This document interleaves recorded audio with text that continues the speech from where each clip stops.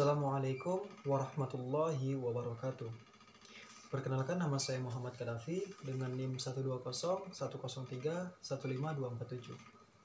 Baik, pada kesempatan kali ini saya akan membuat suatu video untuk menjawab pertanyaan-pertanyaan ujian tengah semester yang diajukan oleh dosen pengampu saya, yaitu Bapak Dr. Zamsiswaya MAG dan Ibu Erlani Pertiwi SPD MPD.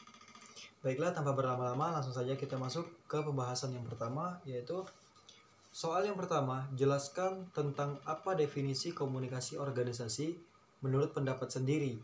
Bagaimana proses komunikasi itu dan mengapa diperlukan komunikasi di dalam suatu organisasi.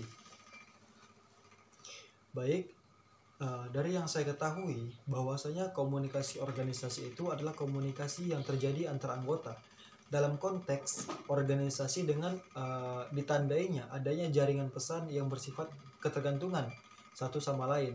Jadi ketergantungan inilah yang menyebabkan pesan atau informasi dalam organisasi itu sangat dibutuhkan oleh anggota dalam mencapai suatu tujuan organisasi. Adapun dalam mencapai tujuan organisasi itu ada beberapa komunikasi organisasi itu dapat kita bagi menjadi dua. Yang pertama itu komunikasi formal dan komunikasi informal. Yang mana komunikasi formal itu adalah sifatnya berorientasi pada tujuan organisasi. Sedangkan informal itu adalah bersifat sosial gitu. Sedangkan proses komunikasi organisasi sendiri dapat saya simpulkan itu bahwasanya komunikasi yang terjadi di dalam organisasi yang dalamnya terdapat aktivitas penyampaian pesan atau informasi yang hendak disampaikan oleh pengirim pesan kepada penerima pesan gitu. Dalam pengiriman pesan terdapat usaha untuk menafsirkan maksud atau tujuan dari pesan tersebut yang dilakukan oleh penerima pesan gitu. Setelah pesan ditafsirkan, seorang penerima pesan juga harus dapat berusaha untuk mereview dan merespon pesan tersebut dengan berbagai macam cara, baik itu secara langsung maupun secara tidak langsung. Nah, respon inilah yang merupakan sebuah umpan balik yang diharapkan dari aktivitas komunikasi organisasi gitu. Banyak fenomena yang terjadi sekarang di dalam organisasi itu mengenai komunikasi organisasi yang satu arah, di mana pemimpin hanya berkomunikasi melalui kebijakan-kebijakannya ataupun perintah kepada bawahannya dan bawahannya pun hanya menerima tanpa memberi pesan ataupun saran. Kalaupun pesan yang hendak disampaikan oleh bawahan kepada atasan itu melalui kotak saran pengaduan, itu menurut saya kurang efektif dan cenderung diabaikan oleh atasan gitu. Jadi pentingnya komunikasi organisasi itu, komunikasi merupakan faktor yang mendukung keberhasilan suatu organisasi. Mengapa penting komunikasi dalam organisasi? Karena menurut saya sendiri, organisasi itu sendiri terdiri dari orang-orang yang memiliki kedudukan dan peranan masing-masing gitu. Kedudukan dan peranan inilah yang sangat mempengaruhi nantinya terhadap tujuan dari organisasi itu. Maka daripada itu, kita perlu mengadakan komunikasi untuk menghubungkan antara kedudukan peranan yang satu dengan yang lainnya dalam mencapai tujuan organisasi.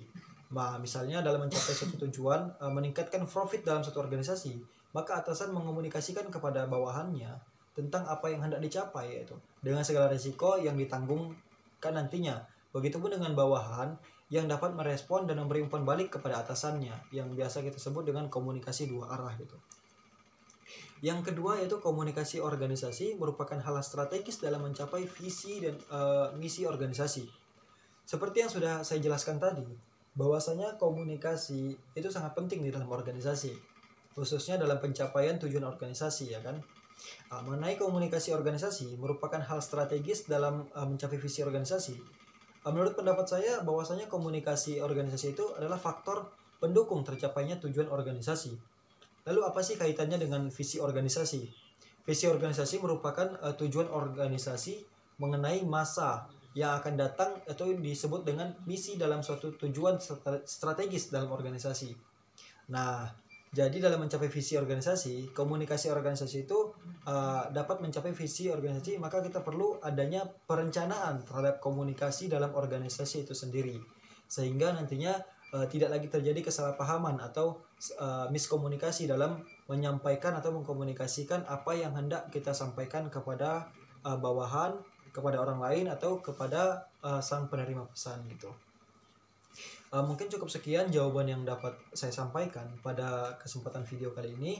Mudah-mudahan dapat bermanfaat bagi teman-teman sekalian, dan terkhususnya mudah-mudahan dapat dimaklumi dan diterima oleh dosen pengampu saya. Dan kurang dan lebihnya saya mohon maaf. Wabillahi taufiq wal hidayah. Assalamualaikum warahmatullahi wabarakatuh.